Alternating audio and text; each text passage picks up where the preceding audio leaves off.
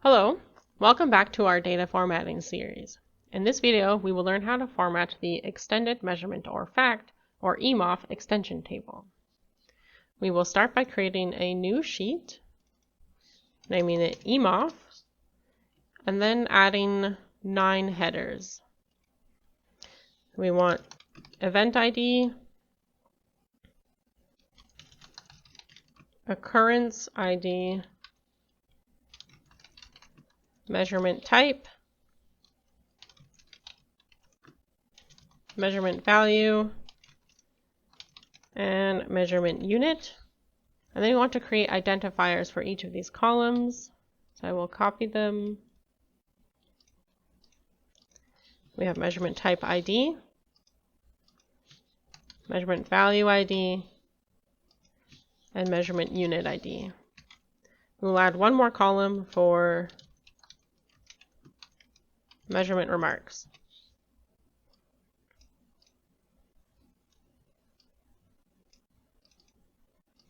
Now let's start with our occurrence table to obtain some measurements.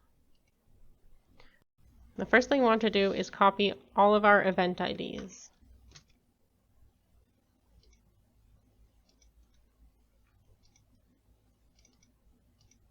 And now we will obtain the occurrence IDs.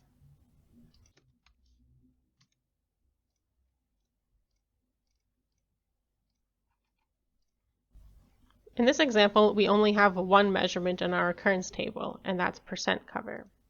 So we can go ahead and copy all of the percent cover values, and we will paste these in the measurement value column. Now we have to write down what is the measurement type. Well, it was percent cover. And what's the associated unit? Percent. We'll apply these to all applicable rows. Now, if we had more measurements associated with the occurrences, we would repeat this process. But since I don't, we're ready to move on to the event table to get the temperature and velocity measurements. So the first step is always copy the event ID for records that have measurements. So we're not going to be copying these event IDs, only these ones. Go to our eMoF tab, paste those. There are no occurrences associated with these records, so there's no occurrence ID to copy. We will simply copy the temperature.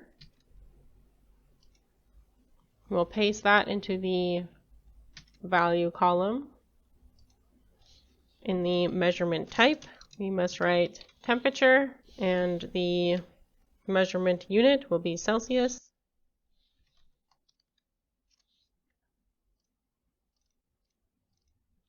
Now going back to the event table, let's do the same thing for velocity. We again copy the event IDs,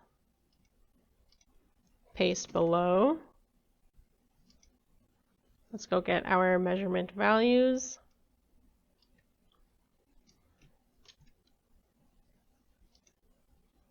Paste that in measurement value column. Velocity is our measurement type. And the units were meters per second.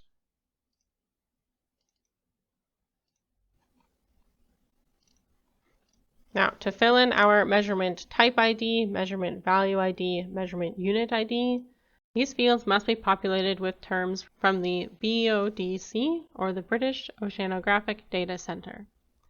For guidelines on how to populate these fields, see our vocabulary video. Now we need to make some documentation for each of our measurements. So we had percent cover, temperature, and velocity.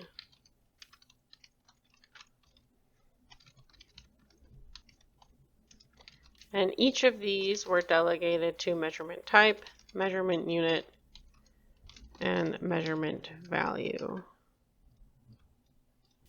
So we'll just make a note to our future selves or someone else reading this document that the values went in measurement value, and we put the type and units in the other respective columns.